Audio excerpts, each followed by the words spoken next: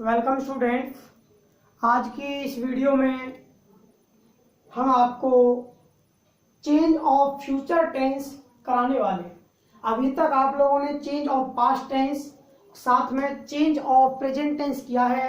आज की वीडियो में आपको change of future tense, let's start change of future tense.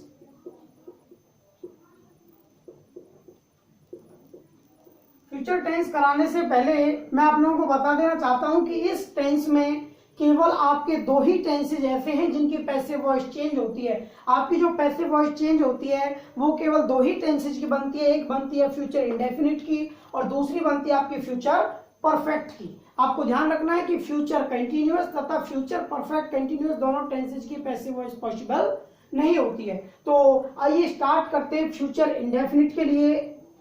यदि हम फ्यूचर इंडेफिनिट की बात करें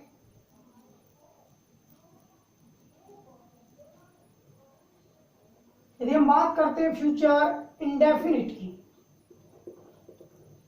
तो हम कह सकते हैं कि इस टेंस की पैसिव वॉइस बनाने के लिए इस टेंस की पीवी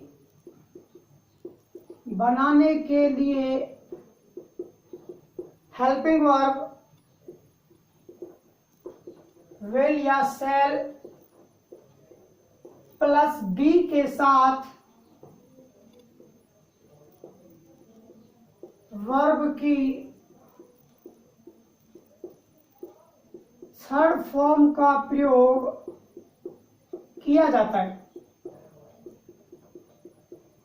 वर्ब की थर्ड फॉर्म का प्रयोग किया जाता है। यदि हम बात करें एक्टिव वॉइस स्ट्रक्चर की, यानी कि हमें जो सेंटेंस प्राप्त होगा एक्टिव वॉइस में, उसकी स्ट्रक्चर क्या होगी, तो उसकी जो स्ट्रक्चर होगी सबसे पहले सब्जेक्ट प्लस विल या सेल प्लस वर्ब की first form plus object full stop. हमें जो सिंपल सेंटेंस एक्टिव वॉइस के लिए प्राप्त होगा उसकी ये स्ट्रक्चर आपको मिलेगी। सबसे पहले सब्जेक्ट लगा होगा, हेल्पिंग वर्ब विल या सेल लगी होगी, प्लस वर्ब की फर्स्ट फॉर्म लगी होगी, प्लस आपका ऑब्जेक्ट लगा होगा। यदि हम पैसिव वॉइस इसकी बनाते हैं तो स्ट्रक्चर में चेंज होगा, ऑब्जेक्ट आगे आ जाएगा, वो सब्जेक्ट की जगह ले लेगा और उसे हम लोग बोलेंगे new subject plus helping verb will या shall plus be plus verb की थर्ड फॉर्म प्लस बाई और प्लस हो जाएगा आपका न्यू ऑब्जेक्ट। हमें ध्यान रखना है कि जो भी सेंटेंस हम पैसिव वॉइस बनाते हैं वो इसी स्ट्रक्चर के आधार पे हमें पैसिव वॉइस उसकी चेंज करनी है। For example,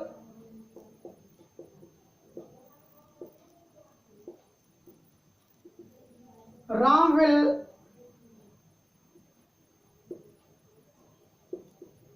attend the meeting. हमने एग्जांपल ले लिया, Ram will attend the meeting. Passive voice बनानी है तो आपका ऑब्जेक्ट है दी मीटिंग, आगे आ जाएगा the meeting will be attended by Ram. The meeting will be attended by Ram. Second example हम ले लेते हैं,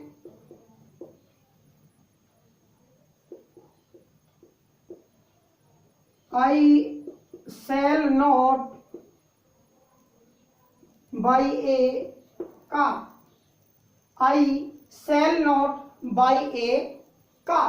मैं एक कार नहीं खरीदूंगा। पैसिव वॉइस हमें चेंज करनी है। पहचान कर लेते हैं, यहाँ पर आई सब्जेक्ट है और आई सब्जेक्ट होने के कारण यहाँ पर सेल हेल्पिंग वर्ब का प्रयोग किया गया है। अच्छा स्टूडेंट्स, आप मुझे बताएं कि सेल हेल्पिंग वर्ब का प्रयोग कब किया जाता है, बताएं। सेल हेल्पिंग वर्ब का प्रयोग केवल फर्स्ट पर्सन सब्जेक्ट्स के साथ किया जाता है। सेल हेल्पिंग वर्ब का प्रयोग केवल फर्स्ट पर्सन सब्जेक्ट के साथ किया जाता है। और फर्स्ट पर्सन सब्जेक्ट, नोट कर लें आप इस चीज को, आपके जो फर्स्ट पर्सन सब्जेक्ट्स हैं वो कौन से होते हैं, आई और वी। क्या होता है बच्चे, आई और वी, हमें ध्यान रखना है। अच्छा, वापस आ जाते हैं कंप्लीट पॉइंट अपनी पैसिव वॉइस पे। तो पैसिव वॉइस बनाने के लिए हमने सब्जेक्ट को पहचान कर लिया, हेल्पिंग वर्ब को कर लिया, नॉट आप नेगेटिव जानते हैं, बाई आपकी फर्स्ट फॉर्म है, ए कार ऑब्जेक्ट है। पैसिव वॉइस बनाने के लिए हम ए कार को आगे ले लेंगे, ये बन जाएगा आपका ए कार। अच्छा, अब यहां पर हेल्पिंग वर्ब क्या प्रयोग होनी है, विल या सेल। सोचे भाई यहां पे हमें जो हेल्पिंग वर्ब लगानी है वो क्या लगेगी, विल या सेल। तो हम सोचते हैं कि यहां पर हमें जो हेल्पिंग वर्ब प्रयोग करनी चाहिए वो विल करनी चाहिए। कारण क्योंकि हमने अभी क्लियर किया इस बात को कि सेल का प्रयोग केवल आई और वी के साथ किया जाएगा, तो हम ए कार के साथ किसका प्रयोग करेंगे, विल का। A car will not be bought by me, a car will not be bought by me। अगर हम पैसिव वॉइस सही बना रहे हैं तो हमारा क्या बनेगा, a car will not be bought by me। अच्छा, आप लोगों के पास एक मेथड होना चाहिए कि आप लोग वीडियो जब देख रहे हैं वीडियो को बीच में पॉज कीजिए एग्जाम्पल लिखने के बाद और फिर खुद से उसका सॉल्यूशन कीजिए, और बाद में वीडियो को रिज्यूम करके आप ये देख सकते हैं कि आपने जो सॉल्व किया है, आपने जो आंसर निकाला वो आपका सही है या गलत है। तो आपका फ्यूचर इंडेफिनिट आप लोगों ने देख लिया कि किस प्रकार पैसिव वॉइस बनेगी। आगे बढ़ते हैं और आगे हम डिस्कस करने वाले हैं फ्यूचर परफेक्ट टेंस को, क्योंकि फ्यूचर कंटिन्यूअस की पैसिव वॉइस चेंज नहीं होगी।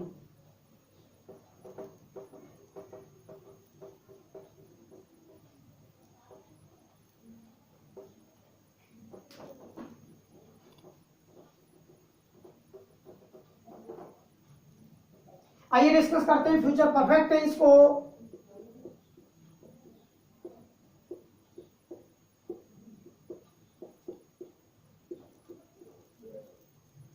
डिस्कस करते हैं फ्यूचर परफेक्ट टेंस को। यदि फ्यूचर परफेक्ट टेंस की हम बात करें तो हम कह सकते हैं कि इस टेंस की पैसिव वॉइस बनाते समय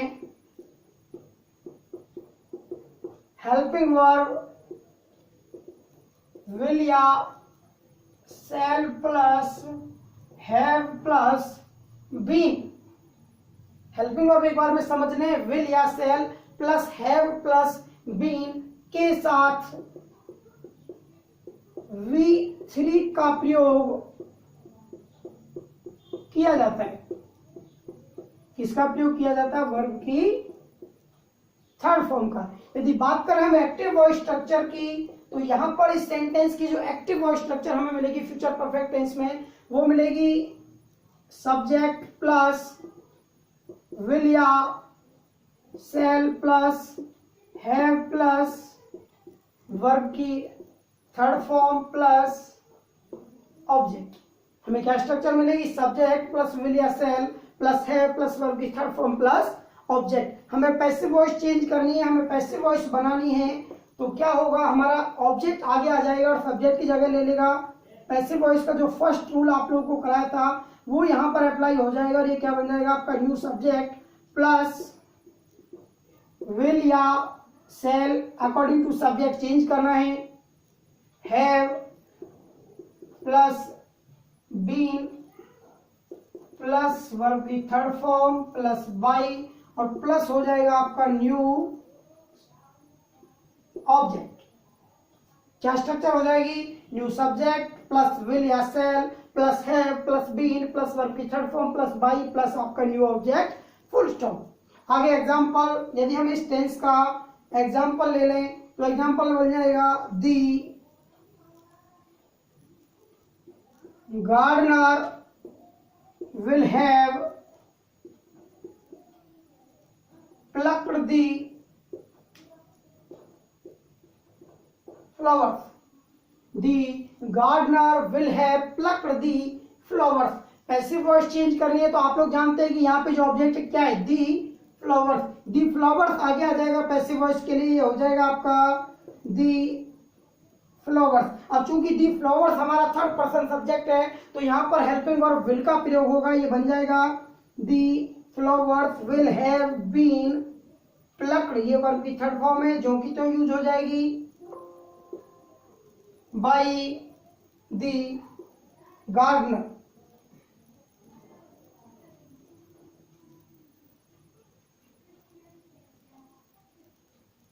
The flowers will have been plucked by the gardener. यदि सेकेंड एग्जाम्पल हम बात करें,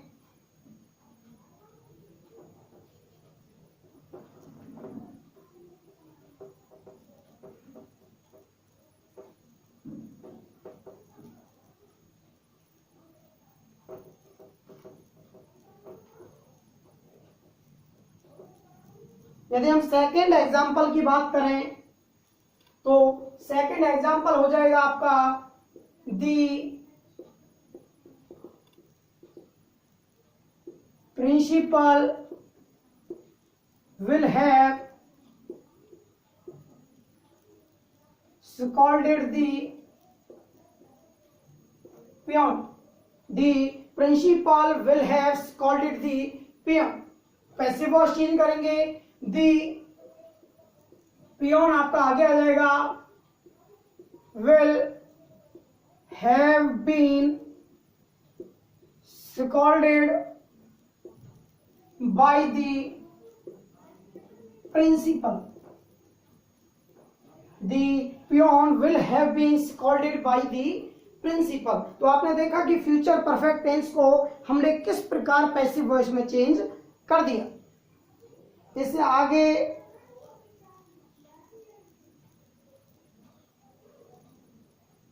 हम स्टडी करने वाले हैं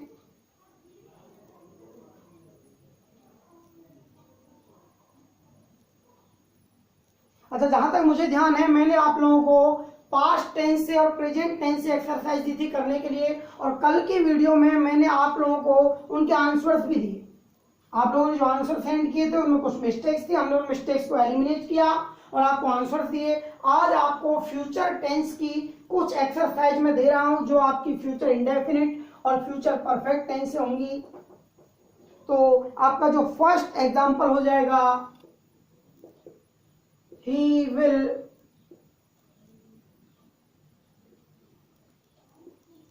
bye a book. First example हो जाएगा आपका he will buy a book. Second example आपका हो जाएगा Mukul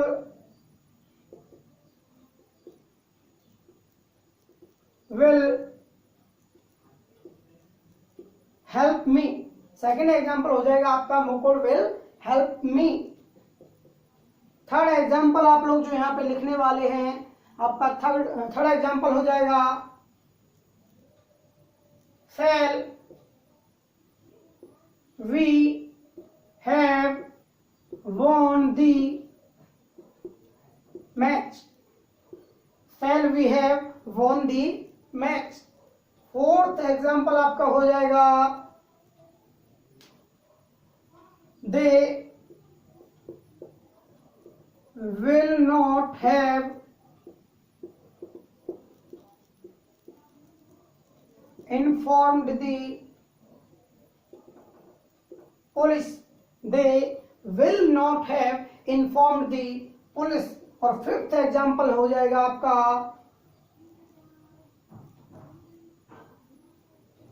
will mister Gupta have not postponed the function. Will Mr. Gupta have not postponed the function. तो ये पांचों एग्जाम्पल आप लोग सॉल्व करेंगे और सॉल्व करने के बाद इनके जो आंसर्स हैं वो वीडियो के कमेंट बॉक्स में या फिर आप हमारे व्हाट्सएप नंबर पे सेंड कर सकते हैं.